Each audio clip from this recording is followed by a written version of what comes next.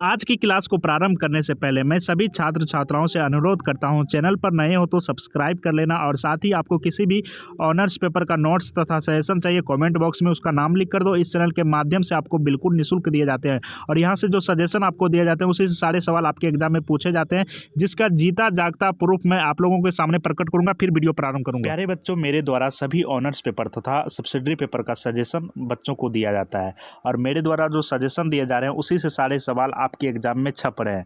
तो विद्यार्थियों का यहाँ पर देख सकते हो कमेंट किस प्रकार आया हुआ है। इस तरह के कमेंटों की संख्या 100-200 में नहीं, हज़ारों में है बच्चों। यहाँ पर देख सकते हो साफ साफ किस तरह का फीडबैक आया हुआ है बच्चों का। और ये बच्चों का कहना है कि सर आप जो सजेशन देते हो सभी ऑनर्स तथा सब्सिडरी पेपर का, उसी से सारे सवाल एग्जाम में मैच कर गए हैं, एक भी सवाल इधर उधर का नहीं है। तो प्यारे दोस्तों, आप भी हमारे ऊपर भरोसा करो और आप हमारे चैनल से जुड़ जाओ। मेरे द्वारा जो सजेशन दिए जा रहे हैं उससे आप एग्जाम हॉल में प्रवेश करने से एक दिन पहले जरूर देख लेना ताकि आपको हेल्प मिले। बीए लास्ट ईयर या बीए फाइनल ईयर या बीए थर्ड ईयर वाले बच्चे कृपया ध्यान दें। आज हम लोग पढ़ने जा रहे हैं राजनीति विज्ञान, बोले तो पॉलिटिकल साइंस ऑनर्स पेपर 5 के टॉप 10 इंपॉर्टेंट क्वेश्चन। प्यारे दोस्तों, वीडियो प्रारंभ करने से पहले मैं आप लोगों से अनुरोध करता हूं, सभी बच्चों के पास क्वेश्चन बैंक तो होगा ही, क्वेश्चन बैंक को पलटाइए और देखिए ये सारे सवाल आपके एग्जाम में कितने बार पूछे गए हैं। ठीक है, इसी से आपको इन प्रश्नों की अहमियत पता चलेगी। ये प्रश्न एक बार नहीं, दो बार नहीं, पिछले 10 वर्षों से आपके एग्जाम में पूछे जा रहे हैं और मैं टारगेट विद शिवम गारंटी लेता हूं 100% इस बार भी इसी से सारे सवाल आपके एग्जाम में पूछे जाएंगे। तो प्यारे दोस्तों, उम्मीद करता हूं आप सभी वीडियो को बिल्कुल भी स्किप नहीं करोगे। ठीक है, आपके पूरे साल की तैयारी को मात्र इस 10 मिनट के वीडियो में कवर किया जा रहा है। तो प्यारे बच्चों, आप लोगों के पास एक गोल्डन अपॉर्चुनिटी है, इस अपॉर्चुनिटी को यूं ही जाने नहीं दिया जा सकता। इन प्रश्नों के उत्तर की बात करें तो इन प्रश्नों का उत्तर जो है पॉलिटिकल साइंस के महान प्रोफेसरों के द्वारा काफी आसान व सरल शब्दों में तैयार किए गए हैं। जी हाँ दोस्तों, इन प्रश्नों का उत्तर काफी आसान शब्दों में तैयार किए गए हैं राजनीति विज्ञान के प्रोफेसर के द्वारा। यदि आप इन प्रश्नों का उत्तर एक नजर से देख ले तो आप मन की गति से याद कर पाओगे और पूरे लाइफ टाइम तक इन प्रश्नों का उत्तर आप नहीं भूल पाओगे। तो समझ सकते हो कितने बेहतरीन ढंग से सारा कुछ आपको लोगों के लिए तैयार किया गया है। मैं सभी छात्रों से अनुरोध करता हूं, सबसे पहले आप इन प्रश्नों को अपनी कॉपी में लिख लो, क्योंकि जब आपको मैं उत्तर दूंगा तो उत्तर में सिर्फ और सिर्फ उत्तर ही देखने को मिलेंगे, प्रश्न देखने को नहीं मिलेंगे। तो सबसे पहले आप सभी को क्वेश्चन लिखना अति आवश्यक है। ठीक है, इसके बाद क्वेश्चन लिखने के दौरान मैं आप सभी को थोड़ा थोड़ा उत्तर बताने का काम करूंगा। फिर जब आप उत्तर फाइनली प्राप्त करोगे तो आपको लगेगा हाँ, पहले भी मैंने इन प्रश्नों का उत्तर जानने का यानी कि समझने का प्रयास किया हुआ था और आपका याद करने में और भी आसानी हो गया और आप अपना उत्तर नहीं भूल पाओगे। और मेरे द्वारा जो प्यारे दोस्तों आपको उत्तर दिए जाएंगे same to same exam hall में लिख देना है। आपके एग्जामिनर यानी कि कॉपी जांचने वाले भी इंप्रेस हो जाएंगे, आपको पॉलिटिकल साइंस जैसे सब्जेक्ट में फुल मार्क प्रदान करेंगे, क्योंकि उन्हें भी आसान शब्दों में ही उत्तर चाहिए होते हैं। तो पहला प्रश्न देख सकते हो, पहला प्रश्न काफी ज्यादा इंपॉर्टेंट है। राजनीतिक शास्त्र को परिभाषित करें। ठीक है, राजनीतिक शास्त्र को परिभाषित करें एवं स्वतंत्र उपागम के रूप में इसके उदय होने का कारण बताएं। पूर्ण रूप से स्वतंत्र उपागम के रूप से इनका जो उदय होता है कौन से कारण से होता है, इसके बारे में आपको बताना है प्यारे दोस्तों। ये प्रश्न बार बार रिपीट होते आ रहे हैं आपके एग्जाम में और इस वर्ष भी 100% पूछे जाएंगे। तो जल्दी से आप इन प्रश्नों को कॉपी में लिखिए। थोड़ा सा इसके बारे में बताऊंगा और वीडियो के अंत में बताऊंगा कैसे आप कुल मिलाकर इन सभी प्रश्नों का उत्तर 1 मिनट में प्राप्त कर पाओगे। ठीक है, तो पहले क्वेश्चन। तो प्यारे दोस्तों, सबसे पहले आप चलते फिरते रास्ते में आपसे कोई पूछ दे यार क्या कर रहे हो आप, तो आप बोलोगे ग्रेजुएशन। ऑनर्स पेपर क्या है, तो आप बोलोगे पॉलिटिकल साइंस। तो पॉलिटिकल साइंस का अर्थ मेरे को बताओ। ये क्वेश्चन आपसे कहीं भी कोई भी कर सकता है, तो आपको जानना अति आवश्यक है। राजनीति विज्ञान वो विज्ञान है जो मानव के एक राजनीतिक और सामाजिक प्राणी होने के नाते उससे संबंधित राज्य सरकार और दोनों संस्थाओं का अध्ययन कराता है। ठीक है, एक बार मैं फिर से बता दूं राजनीति विज्ञान की परिभाषा। तो राजनीति विज्ञान वो विज्ञान है जो मानव के एक राजनीतिक और सामाजिक प्राणी होने के नाते उससे संबंधित राज्य और सरकार दोनों संस्थाओं का अध्ययन कराता है तथा राजनीति विज्ञान का अध्ययन एक विस्तृत विषय या क्षेत्र है। तो प्यारे दोस्तों, इसके बारे में काफ़ी अच्छे ढंग से उत्तर में लिखा गया है, तो मैं आपको डिटेल्स में बताऊंगा। फिलहाल आप क्वेश्चन लिखते चलो। इसके बाद दूसरा क्वेश्चन यहाँ पर देख सकते हैं आप सभी। क्या राजनीतिक शास्त्र राजनीति का समाजशास्त्र है? क्या राजनीति शास्त्र जो है राजनीति का समाजशास्त्र है? राजनीति शास्त्र तथा राजनीति का समाजशास्त्र में अंतर आपको बताना है। राजनीति शास्त्र, इसके बाद राजनीति का समाजशास्त्र में क्या अंतर है आपको स्पष्ट करना है। तो प्यारे बच्चों, आप इन प्रश्नों को लिखो जल्दी से। ठीक है, राजनीतिक शास्त्र राजनीति का समाजशास्त्र है। राजनीति शास्त्र तथा राजनीति का समाजशास्त्र में आपको अंतर बताना है, अंतर स्पष्ट करना है, क्या है दोनों में अंतर। ठीक है, तो प्यारे दोस्तों, आसान भाषा में समझे तो समाजशास्त्र और राजनीति शास्त्र में अंतर कुछ इस प्रकार है। समाजशास्त्र सभी प्रकार के सामाजिक संबंधों का अध्ययन करता है। ठीक है, समाजशास्त्र यानी कि सोशियोलॉजी जो है वो सामाजिक संबंधों का अध्ययन करता है, जबकि राजनीति शास्त्र जो है सामाजिक संबंधों के एक भाग संगठित संबंधों विशेषता राजनीतिक संबंधों का अध्ययन करता है। ठीक है, समाजशास्त्र जो है सामाजिक संबंधों का अध्ययन करता है और राजनीतिक शास्त्र जो है राजनीतिक संबंधों का अध्ययन करता है। तो इसके बारे में काफ़ी विस्तार पूर्वक हम लोग समझेंगे। तो प्यारे दोस्तों, समाजशास्त्र संपूर्ण समाज और सामाजिक व्यवस्था का शास्त्र है। यह व्यक्तियों के समूह के रूप में समाज तथा व्यक्ति के सभी प्रकार के संबंधों का अध्ययन करता है। राजनीति विज्ञान का अध्ययन विषय राज्य एवं समाज का ही एक अंग है। राज्य एक राजनीतिक संस्था होने के साथ साथ सामाजिक संस्था भी है। तो कुल मिलाकर बात करें तो समाजशास्त्र में सिर्फ और सिर्फ सामाजिक व्यवस्था के बारे में जान सकते हैं और राजनीतिक शास्त्र में प्यारे दोस्तों समाज तथा राजनीतिक संस्था के बारे में भी हम लोग जानते हैं। तो इसी को हम लोग राजनीतिक शास्त्र बोलते हैं। तो इसके बारे में और भी डिटेल से हम लोग समझेंगे। जल्दी से इन प्रश्नों को कॉपी में लिखते चलिए। क्वेश्चन नंबर 3 क्या क्या रहा है प्यारे बच्चों, यहाँ पर देखिए। राजनीतिक समीकरण पॉलिटिकल इक्वेशन के विभिन्न साधनों अथवा अभिकरणों पर प्रकाश डालिए। राजनीतिक समीकरण के विभिन्न साधन कौन कौन से हैं अथवा इनके अभिकरण कौन कौन से हैं, इसके ऊपर आपको प्रकाश डालने के लिए कह रहा है। मतलब टॉर्च लेके प्रकाश नहीं डालना है प्यारे दोस्तों, इसके बारे में आपको बताना है एग्जामिनर को इनके बारे में बताना है। एग्जामिनर ने आपको क्वेश्चन दिया, वो पूछ रहे हैं कि इन प्रश्नों का उत्तर आप दो। तो राजनीतिक समीकरण के विभिन्न साधन कौन कौन से हैं, उनके अभिकरण कौन कौन से हैं, इसके ऊपर आपको यहाँ पर लिखना है। तो जल्दी से इन प्रश्नों को लिखिए, इसके बारे में थोड़ा जान लेते हैं हम लोग, ध्यानपूर्वक सुन ले। तो प्यारे दोस्तों, ये प्रश्न को भी उम्मीद करता हूँ आपने अपने कॉपी में लिख लिया होगा। नेक्स्ट प्रश्न है आपका क्वेश्चन नंबर 4, राजनीतिक संस्कृति क्या है। राजनीतिक संस्कृति क्या है, ये प्रश्न आपके एग्जाम में काफ़ी बार पूछे जा चुके हैं। कुल मिला के 8 बार पूछे जा चुके हैं, इस बार भी अवश्य पूछे जाएंगे। राजनीतिक संस्कृति क्या है, राजनीति व्यवस्था में राजनीतिक संस्कृति का क्या महत्व है। प्यारे दोस्तों, हम आप लोगों को सारे कंटेंट बिल्कुल फ्री में देते आ रहे हैं, बिल्कुल भी 1 रुपये नहीं लेते हैं, तो बदले में सिर्फ और सिर्फ एक सब्सक्राइब लेते हैं।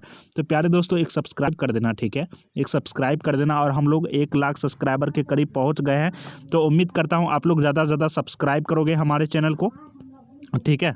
तो प्यारे दोस्तों, ये प्रश्न भी काफ़ी ज़्यादा इम्पोर्टेंट है। राजनीतिक संस्कृति क्या है, राजनीति व्यवस्था में राजनीतिक संस्कृति का क्या महत्व है। तो राजनीतिक संस्कृति से तात्पर्य है एक राजनीतिक व्यवस्था का। राजनीतिक संस्कृति से तात्पर्य है एक राजनीतिक व्यवस्था के नागरिकों के उस व्यवस्था के प्रति दृष्टिकोण, विश्वास, भावनाओं तथा मूल्यों से है। प्रत्येक राजनीतिक व्यवस्था की अपनी विशिष्ट राजनीतिक संस्कृति होती है। राजनीतिक संस्कृति ही ये स्पष्ट करती है कि लोग राजनीतिक व्यवस्था को कितना महत्व देते हैं। राजनीतिक संस्कृति के माध्यम से ही हम लोग मालूम कर सकते हैं कि राजनीतिक व्यवस्था को हम लोग कितना ज़्यादा महत्व देते हैं। तो इसके बारे में भी काफ़ी अच्छे ढंग से समझेंगे। क्वेश्चन नंबर 5 देखिए, और काफ़ी इंपॉर्टेंट प्रश्न है ये। राजनीतिक आधुनिकीकरण की प्रकृति एवं प्रभावकों एवं बाधकों तत्वों का वर्णन करें। ठीक है, राजनीति आधुनिकीकरण की प्रकृति, प्रभावकों एवं बाधकों तत्वों का वर्णन करें। ये प्रश्न काफ़ी ज़्यादा इंपॉर्टेंट है। उम्मीद करता हूँ आप लोग कॉपी में लिख लिए होंगे, क्योंकि यही से सारे प्रश्न पूछे जा रहे हैं आपके एग्जाम में। तो राजनीति आधुनिकीकरण की प्रकृति किस प्रकार है, इनके प्रभावक तत्व कौन कौन है, इनके बाधक तत्व कौन कौन है, इसके बारे में थोड़ा जान लेते हैं, फिर नेक्स्ट क्वेश्चन की ओर रुख करेंगे। एक अमेरिकी राजनीतिक वैज्ञानिक थे सैमुअल हंटिंगटन। उनके अनुसार राजनीतिक आधुनिकीकरण में 3 बुनियादी तत्व हैं। पहला आपका प्राधिकरण, दूसरा युक्तिकरण, तीसरा संरचना का विभेदीकरण और राजनीतिक भागीदारी का विस्तार। तो इसके बारे में काफ़ी अच्छे ढंग से जानेंगे। इन प्रश्नों को भी आप अपने कॉपी में लिख लीजिए। क्वेश्चन नंबर 6 है आपका, बहुत ही प्यारा सा प्रश्न है। क्वेश्चन नंबर 6, भारतीय मतदाताओं को प्रभावित करने वाले कारणों का वर्णन करें। हम लोग जितने भी भारत के मतदाता हैं उनको कैसे प्रभावित किया जाए और प्रभावित करने के कौन कौन से कारण हैं, इसके बारे में आपको बताना है। यदि आप मान के चलो कि भविष्य में नेता बनोगे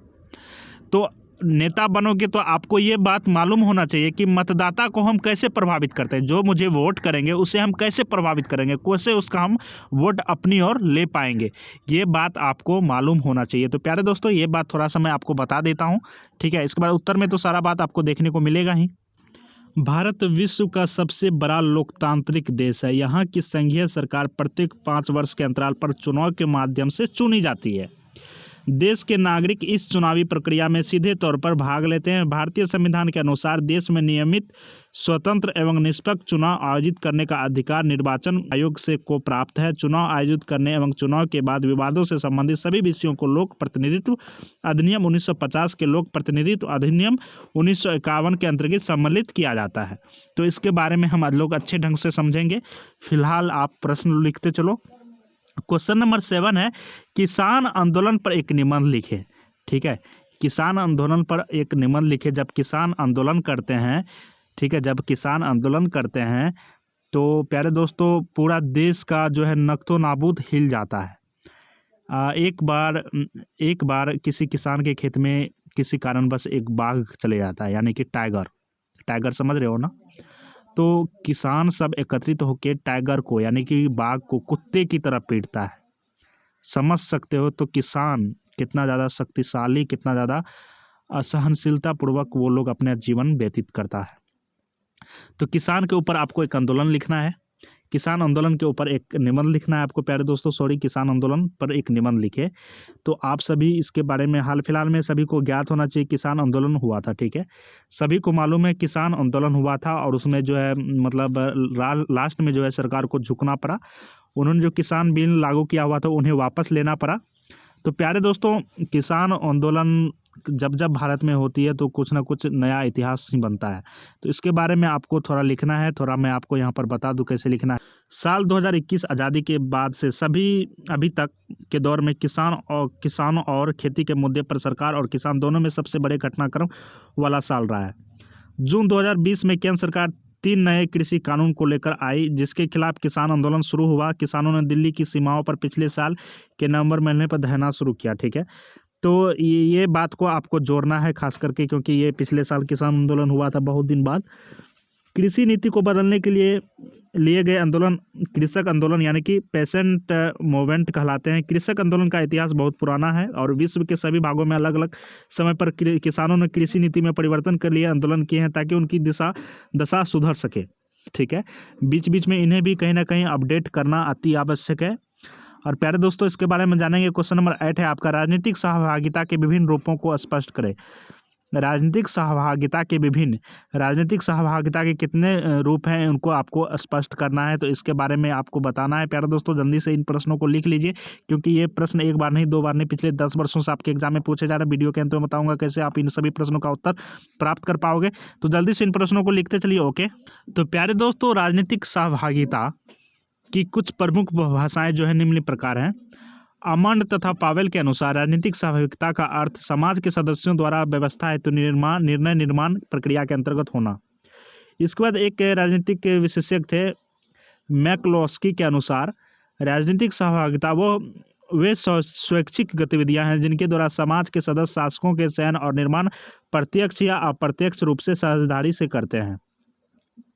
तो सभी ने अपना अपना यहाँ पर दिया परिभाषा, इसके बारे में जान लेंगे और भी अच्छे तरीके से। ठीक है, तो आप इन प्रश्नों को कॉपी में लिख लीजिए। क्वेश्चन नंबर 9 क्या कह रहा है देख सकते हैं आप सभी। भारत में राष्ट्रीय एकता में बाधक एवं रोधक तत्वों का वर्णन करें। भारत में अभी के समय में राष्ट्रीय एकता की बात करें तो इसमें थोड़ी सी कमी आई है, परंतु राष्ट्रीय एकता में कमी क्यों आई है, ये कमी कहाँ से आई है, इनके बाधक एवं रोधक तत्व कौन कौन से हैं, इनको आपको यहाँ पर एक्सप्लेनेशन के रूप में बताना है। तो प्यारे दोस्तों पॉलिटिकल साइंस एक ऐसा सब्जेक्ट है जिसमें कि आपको करंट के भी क्वेश्चन कुछ ऐड करने होते हैं तो ही आपको फुल मार्क्स मिलते हैं। तो जब मैं उत्तर दूंगा तो आपको कुछ करंट यानी कि हाल फिलहाल में जो घटी घटना है उसका भी जिक्र किया गया है क्वेश्चनों में। ठीक है, जिससे कि एग्जामिनर इंप्रेस होते हैं, आपको फुल मार्क्स देते हैं। तो भारत में राष्ट्रीय एकता में बाधक एवं रोधक तत्व कौन कौन से हैं इसके बारे में थोड़ा आपको बताना है। तो जल्दी से इन प्रश्नों को लिखिए। तो राष्ट्रीय एकता कब खंड खंड होती है? देश में व्याप्त सांप्रदायिकता, जातिवाद, भाषावाद, क्षेत्रीयता आदि सभी राष्ट्रीय एकता के जो है अवरोधक तत्व हैं। ये सभी अवरोधक तत्व राष्ट्रीय एकता की कड़ी को कमजोर बनाते हैं, मतलब पूर्ण रूप से कमजोर बना देती है राष्ट्रीय एकता की कड़ी को। तो ये सब नहीं होना चाहिए। जातिवाद खास करके नहीं होना चाहिए। कभी कभी भाषावाद लेकर राष्ट्रीय एकता में कमी आती है, तो कभी सांप्रदायिकतावाद, तो कभी धर्म को लेकर भी राष्ट्रीय एकता में कमी आती है। तो ये सब अवरोधक तत्व हैं। तो प्यारे दोस्तों इसके बारे में हम लोग जानेंगे। दूषित शिक्षा प्रणाली, रंग भेद, ये सब भी आपको राष्ट्रीय एकता के बाधक तत्व हैं। ठीक है, सांप्रदायिकता, भाषावाद, क्षेत्रीयवाद, जातिवाद, रंगभेद, दूषित प्रणाली, ये सब जानेंगे हम लोग काफ़ी अच्छे ढंग से। नेक्स्ट प्रश्न आप सभी यहाँ पर देख सकते हैं, दबाव समूह क्या क्या है। ठीक है, दबाव समूह क्या है इसके बारे में आपको बताना है। इस भारत के परिप्रेक्ष्य में दबाव सभी के समूह के विभिन्न प्रभाव तथा उनके भूमिकाओं का वर्णन करना है आपको। तो ये प्रश्न काफ़ी ज़्यादा इंपॉर्टेंट है। नेक्स्ट प्रश्न देख सकते हैं, भारत में महिला आंदोलन पर एक निबंध लिखे। ये प्रश्न भी आपसे पूछा जा सकता है, इन प्रश्नों को लिख लीजिए। 10वां प्रश्न है आपका, दबाव समूह क्या है इस भारत के परिप्रेक्ष्य में दबाव समूह के विभिन्न प्रभाव तथा उनके भूमिकाओं का वर्णन करें। क्वेश्चन नंबर 11 है आपका, भारत में महिला आंदोलन पर एक निबंध लिखे। क्वेश्चन नंबर 12 देख सकते हैं, राजनीतिक शास्त्र तथा समाज शास्त्र की प्रकृति अथवा स्वरूप स्पष्ट करें। राजनीतिक शास्त्र तथा समाज शास्त्र की प्रकृति अथवा स्वरूप आपको स्पष्ट करने के लिए कहा जा रहा है। क्वेश्चन नंबर 13 आपका, राजनीतिक समीकरण में परिवार एवं शिक्षण संस्थाओं की भूमिका क्या है, इसको आपको वर्णन करना है। और ये जो है आपको 4 क्वेश्चन जो यहाँ लास्ट में देख रहे हैं, ये 4 क्वेश्चन कुछ हो सकता है कि पूछे भी जा सकते हैं, नहीं भी पूछे जा सकते हैं, परंतु एक बार आपको देख लेना है। बजट क्या है, वित्तीय प्रशासन में महत्व, नवीन लोक प्रशासन के लक्ष्यों का वर्णन करें, विभागीय संगठन के आधारों की विवेचना करें। क्वेश्चन नंबर 17 है आपका, लोक निगम क्या है, आधुनिक प्रशासन में इसकी क्या महत्वता है, क्या लोकप्रियता है, इसका कारण आपको बताना है। तो प्यारे दोस्तों, उम्मीद करता हूं आप लोगों ने सभी प्रश्नों को अपने कॉपी में लिख लिया होगा। अब बता दूं, इस चैनल के माध्यम से सभी कंटेंट आपको बिल्कुल फ्री दिए जा रहे हैं, बिल्कुल फ्री दिए जा रहे हैं। तो प्यारे दोस्तों, आप लोगों से मेरा एक छोटा सा अनुरोध है, चैनल को ज़्यादा से ज़्यादा शेयर करें। आपके जूनियर भी ग्रेजुएशन में होंगे, आपके भाई बहन, छोटे भाई बहन भी ग्रेजुएशन की पढ़ाई कर रहे होंगे, उनसे भी आप ये चैनल सब्सक्राइब अवश्य करा लेना, क्योंकि जब हमारा चैनल 1 लाख सब्सक्राइबर पार हो जाएगा तो यहाँ पर सभी ऑनर्स तथा सब्सिडरी पेपर के अलग अलग प्रोफेसर के द्वारा, जी हाँ दोस्तों, अलग अलग प्रोफेसर के द्वारा लाइव क्लास ली जाएंगी डिजिटल बोर्ड के माध्यम से। तो इतने सारे आपको बेनिफिट मिल रहे हैं और सारे के सारे फ्री। ओके, तो मैं आप लोगों से फिर से गुजारिश करता हूं यार, आप लोगों के लिए हम इतना सारा मेहनत कर रहे हैं और यहाँ पर सभी सब्जेक्ट के अलग अलग प्रोफेसर भी पढ़ाएंगे, तो समझ सकते हो वो भी बिल्कुल फ्री में। तो आप लोगों को सब्सक्राइब करना बनता है। सभी के घर में 4-5 फ़ोन होंगे, सभी से आप चैनल को सब्सक्राइब करो ताकि 100K प्लस हो जाए, 1 लाख सब्सक्राइबर प्लस हो जाए और हम आप लोगों के लिए बेहतरीन से बेहतरीन शिक्षा देने का काम करें। बात कर लेते हैं इन सभी प्रश्नों के उत्तर का। तो इन सभी प्रश्नों का उत्तर तैयार हो गया है। ठीक है, डिस्क्रिप्शन में जो है टेलीग्राम का लिंक दिया गया है। सभी बच्चों से अनुरोध है कि टेलीग्राम को ज्वाइन कर लेना है, टेलीग्राम को ज्वाइन कर लेना है सभी बच्चों को। ठीक है, और कल शाम तक जो है इन सभी प्रश्नों के उत्तर का PDF आपको मिल जाएगा टेलीग्राम में, और PDF डाउनलोड करके आप सभी पढ़ाई को अच्छे ढंग से कर पाओगे। तो आप हमारे चैनल टेलीग्राम को ज्वाइन करो और इस चैनल के माध्यम से भी इन प्रश्नों का उत्तर आपको दिए जाएंगे काफ़ी एक्सप्लेनेशन के साथ अच्छे ढंग से। तो प्यारे दोस्तों, ज़्यादा से ज़्यादा शेयर करो, सब्सक्राइब करो, और नेक्स्ट वीडियो में हम लोग पेपर 6 के इंपॉर्टेंट क्वेश्चन लेके आने वाले हैं। तो सब्सक्राइब कर लेना ताकि नोटिफिकेशन मिल सके। Thanks for watching, bye bye and take care. Okay.